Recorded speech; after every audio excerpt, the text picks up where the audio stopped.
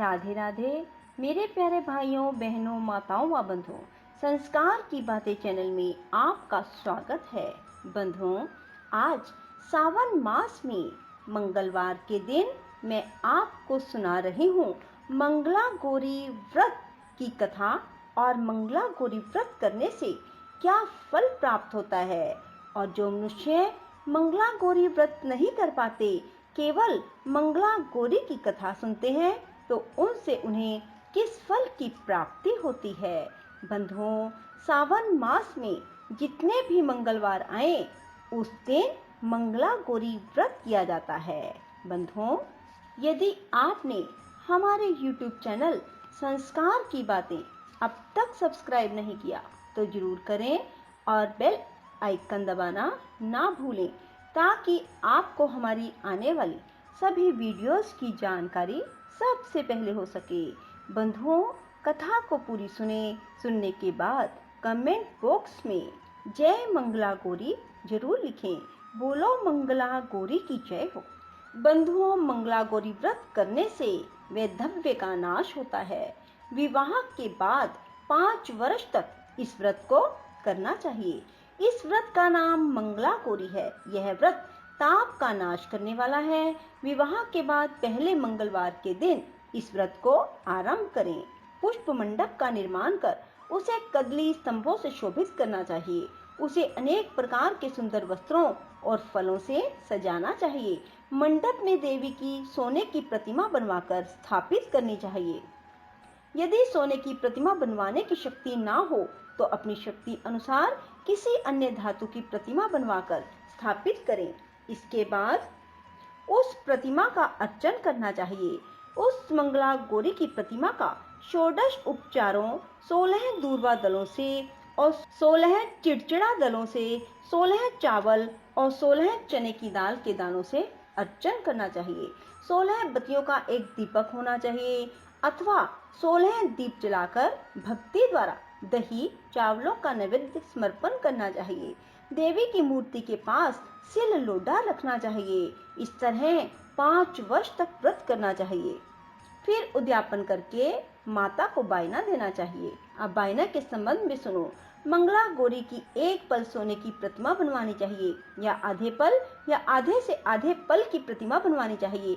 अपनी शक्ति के अनुसार सोने अथवा चांदी के घड़े को चावलों से भरना चाहिए। उस घड़े के ऊपर पहनने के कपड़े या चोली रखनी चाहिए। उसके ऊपर मंगला गौरी की प्रतिमा रखनी चाहिए। देवी के नजदीक, जैसा कि ऊपर बताया है, सिल लोढ़ा रखना चाहिए। यह सिल लोढ़ा चांदी का होना चाहिए। इस प्रकार माता के लिए बायना देना चाहिए। फिर 16 सुहागन ब्राह्मणियों को भोजन करवाएं। इस प्रकार व्रत करने से 7 जन्म तक अटल सौभाग्य, पुत्र पौत्र संपत्ति आदि सब अपने आप प्राप्त हो जाते हैं। सनत कुमार जी भगवान शिव से पूछते हैं कि प्रभु, इस व्रत को पहले किसने किया था? इसके करने से किस फल की प्राप्ति हुई? कृपा करके आप मुझे इस व्रत के संबंध में बताएं, जिससे इस व्रत से मेरी श्रद्धा हो जाए। भगवान शिव ने कहा, हे सनत कुमार, प्राचीन काल में कुरु देश में श्रुतकीर्ति नामक एक राजा शस्त्र ज्ञाता, कीर्तिमान तथा शत्रु रहित था। वह 64 कलाओं को जानने वाला, धनुर्विद्या में निपुण था। उसके यहाँ संसार की किसी वस्तु की कमी ना थी। कमी थी तो केवल एक संतान की। संतान प्राप्ति के लिए वह दिन रात यत्न करता रहता था। उसने संतान के लिए देवी की आराधना की। एक दिन देवी ने उसकी आराधना से प्रसन्न होकर उसे साक्षात दर्शन दिए और कहा, हे श्रुतकीर्ति, वर मांगो। राजा श्रुतकीर्ति ने कहा, माँ, यदि आप मुझ पर प्रसन्न हैं तो मुझे एक पुत्र दो। आपकी कृपा से मेरे यहाँ धन धान्य आदि किसी चीज की कमी ना रहे। मेरे यहाँ किसी चीज की कमी नहीं, बस एक पुत्र सुख को छोड़कर मेरे यहाँ सब आनंद है। राजा का वचन सुनकर देवी मुस्कुराई। उसने कहा, राजन, तुमने एक दुर्लभ वस्तु की याचना की है, फिर भी तुमको पुत्र अवश्य दूंगी। लेकिन तुम मेरी बात को ध्यान देकर सुनो। तुम्हारे यहाँ जो पुत्र होगा वह अत्यंत गुणवान भी होगा, किंतु वह 16 वर्ष से अधिक नहीं जिएगा। हाँ, यदि एक सुंदर अथवा विद्या विहीन पुत्र होगा तो वह बहुत समय तक जीवित रहेगा। देवी की बात सुनकर राजा चिंताग्रस्त हो गया। उसने अपनी रानी से बात की और फिर उसकी बात से गुणी संपूर्ण लक्षण युक्त 16 वर्ष की आयु वाला पुत्र मांगा। देवी ने कहा, राजा, मेरे मंदिर के मुख्य द्वार पर आम का पेड़ है। मेरी आज्ञा है कि तुम उस पेड़ में से एक आम तोड़कर अपनी रानी को खाने के लिए दो। उसको खाने से रानी को अवश्य में गर्व रहेगा। राजा ने प्रसन्न होकर देवी के मंदिर के मुख्य द्वार पर जो आम का पेड़ था वहां से एक आम तोड़कर अपनी पत्नी को खाने के लिए दिया। रानी ने देवी के आदेश अनुसार फल खाया और 10 मास के बाद उसके यहाँ देवपुत्र तुल्य पुत्र पैदा हुआ। हर्ष शोक से संपन्न राजा ने राजकुमार का जात कर्म आदि संस्कार करवाया और भगवान सदाशिव का ध्यान धरकर उसका नाम चिरायु रखा। लड़का अपने माता पिता की देख रेख में चांद की तरह बढ़ने लगा। दिन बीतते चले गए और उसका 16वां वर्ष आरंभ हो गया। राजा रानी दोनों को चिंता सताने लगी। राजा ने सोचा, मैंने यह पुत्र बड़े कष्ट से प्राप्त किया है। अपनी आंखों से मैं इसकी मृत्यु कैसे देख पाऊंगा। यह विचार करके उसने राजकुमार को उसके मामा के साथ काशी भेज दिया। जाने के समय रानी ने अपने भाई से कहा, तुम कार्पटिक वेश धारण करके राजकुमार को काशी ले जाओ। मैंने इसके जन्म से पूर्व भगवान शिव से प्रार्थना की थी कि हे प्रभु, पुत्र प्राप्ति पर मैं उसे जगतपति की यात्रा के लिए भेजूंगी। तुम इसको इसी समय काशी ले जाओ। इसकी देह प्राण की रक्षा करना। रानी का भाई अपनी बहन की बात सुनकर भांजे को साथ लेकर काशी चला गया। कई दिन की यात्रा के बाद वह आनंद नगर पहुंचा। वहां पर वीरसेन नामक राजा राज्य करता था, जो कि शस्त्र ज्ञाता, कीर्तिमान, शत्रु रहित था। उस राजा की कन्या मंगल गौरी अपने रूप लावण्य के कारण चहु और प्रसिद्ध थी। मानो वह राजकुमारी आकाश के चांद की तुलना में धरती का चांद थी। जिस समय राजकुमार चिरायु और उसका मामा आनंद नगर में शहर से बाहर के शाही बगीचे में पहुंचे, उस समय राजकुमारी मंगला गौरी अपनी सखी सहेलियों के साथ खेल रही थी। राजकुमार चिरायु तथा उसका मामा खेलती हुई लड़कियों को देखने लगे। खेलती हुई लड़कियों में से एक ने क्रोध में भरकर राजकुमार को रंडा कहा। उस बालिका को क्रोधित और दुर्वचन कहते देखकर राजकुमारी ने उस बालिका से कहा, हे सखी, तुम दुर्वचन क्यों कहती हो? मेरे संग अयोग्य वाणी बोलने वाली कोई भी स्त्री नहीं है। देखो, मंगला गौरी के प्रसाद एवं मंगला गौरी व्रत के प्रभाव से मेरे हाथ से जिसके माथे पर चावल गिर जाए, उसके साथ मेरा विवाह हो जाने पर यदि वह थोड़ी आयु वाला है तो भी चिरायु हो जाएगा। इसके बाद सब बालिकाएं अपने अपने घरों को लौट गई। उस दिन राजकुमारी का विवाह बालिक देश के दृढ़ धर्मा राजा के पुत्र सुकेतु नाम के राजकुमार से होने वाला था। लेकिन सुकेतु मूर्ख, कुरूप, बहरा था।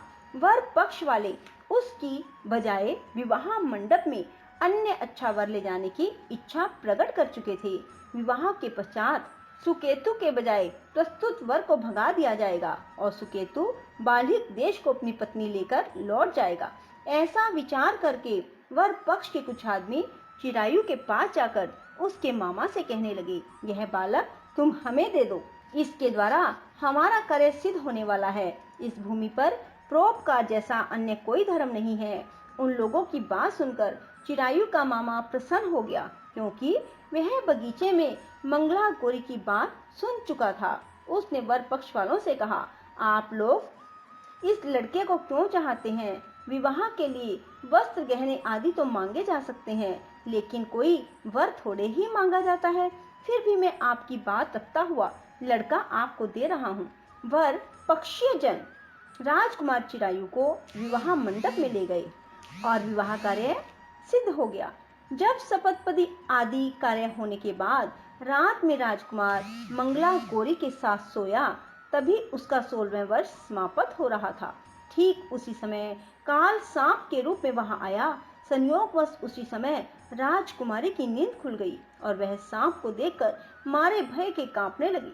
फिर उसने भय त्याग कर सांप की पूजा की, पीने के लिए उसे बहुत सा दूध दिया, प्रार्थना की, दीन वाणी से उसकी स्तुति की। मंगला गौरी ने कहा, मैं उत्तम व्रत करूंगी, मेरे पतिदेव जीवित हो जाएं। और चिरंजीवी हो जाएं। देखते ही देखते सांप कमंडल में प्रवेश कर गया। अपनी कुछ की चोली से राजकुमारी ने कमंडल का मुख बांध दिया। उस समय राजकुमार अपने शरीर के अंगों को ऐंठते हुए जाकर उठकर बैठ गया। उसने राजकुमारी से कहा, मुझे बहुत भूख लगी है। राजकुमारी ने माता के समीप जाकर लड्डू आदि लाकर राजकुमार को खाने के लिए दिए। राजकुमार ने प्रसन्न होकर भोजन किया। हाथ धोते समय उसका हाथ गिर गया। वह पान खाकर दोबारा सो गया।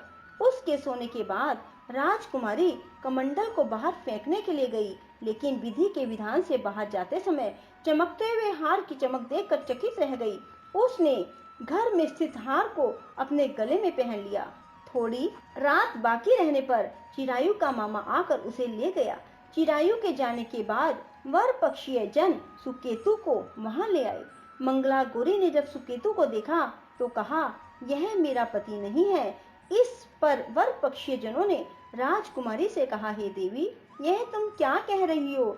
यदि कोई पहचान हो तो कहो। मंगला गौरी ने कहा, रात को मेरे पति ने जो मुझे जड़ाऊ हार दिया है, उस हार के रत्नों की सुंदरता यह बतलाई। यह कोई अन्य ही है। रात्रि में आम्रसेचन के समय मेरे पति का केशरयुक्त पद मेरी जांघ में लगा हुआ है। सब लोग उसे देखो। रात के समय मेरे और मेरे पति के बीच जो बातचीत हुई और हमने क्या भोजन किया, यह भी बतलावे तो यह मेरा पति होगा। मंगला गौरी की बात सुनकर वर पक्षीय जनों ने कहा, ठीक है, लेकिन सुकेतु उपर्युक्त प्रश्नों में से किसी एक का भी उत्तर नहीं दे सका। इस पर कन्या पक्ष वालों ने उसके साथ राजकुमारी को भेजने से इनकार कर दिया और वर पक्षीय जन अपना सा मुंह लेकर जैसे आए थे वैसे ही लौट गए। मंगला गौरी के पिता महाराजा वीरसेन ने प्रसन्न होकर एक महान यज्ञ करवाया। उसने यह भी सुना कि वर पक्षीय जन किस प्रकार अपने क्रूप राजकुमार के बजाय किसी अन्य सुंदर युवक को विवाह के मंडप में ले आए थे और उसके साथ मंगला गौरी का विवाह हुआ था। अब मंगला गौरी राजमहल के बरामदे में एक चिक की ओट में बैठ गई और प्रत्येक आते जाते यात्री को देखने लगी ताकि उनमें कहीं उसे चिरायु दिखाई दे जाए। उधर चिरायु भी अपनी ससुराल का हाल जानने के लिए अपने मामा के साथ वहां आ पहुंचा। जो ही वह चिक के सामने से गुजरा, मंगला गौरी ने उसे देखकर कहा, पिताजी, मेरे पति आ गए हैं। राजा ने तुरंत ही मामा भांजे को राजभवन के भीतर बुलवा भेजा। मंगला गौरी की बतलाई हुई सब निशानियां चिरायु में मौजूद थी। राजा ने वस्त्र आभरण, अश्व, गज, रथ, अन्य बहुत सी चीजों के साथ मंगला गौरी को चिरायु के साथ कर दिया। उसके बाद चिरायु राजा वीरसेन से विदा होकर अपनी पत्नी एवं मामा के साथ कुल नंदन सेना सहित अपने नगर को गया। जब उसके माता पिता ने लोगों के मुख से उसकी वापसी के संबंध में सुना तो उन्हें इस बात का विश्वास न हुआ। वह सोचने लगे, भाग्य के विपरीत कैसे हो सकता है। वह अभी ये सोच ही रहे थे कि राजकुमार चिरायु ने माता और पिता के चरणों में प्रणाम किया। माता ने उसका सिर चूमा और उसके आनंद का कोई ठिकाना न रहा।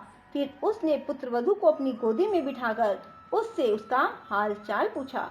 भगवान शंकर बोले, हे महामुने, मंगला गौरी उसको व्रत महात्म पिछला समस्त घटना चक्र बतलाया। तभी से यह व्रत मंगला गौरी के नाम से प्रसिद्ध हुआ। जो इस कहानी को सुनेगा, इसका कीर्तन करेगा, उसके सभी मनोरथ सिद्ध होंगे, इसमें संशय नहीं।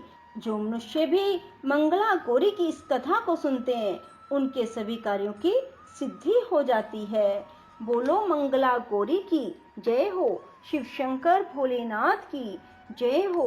बंधुओं, यदि आपको हमारी वीडियो पसंद आए तो इसे लाइक करें और शेयर भी जरूर करें। धन्यवाद।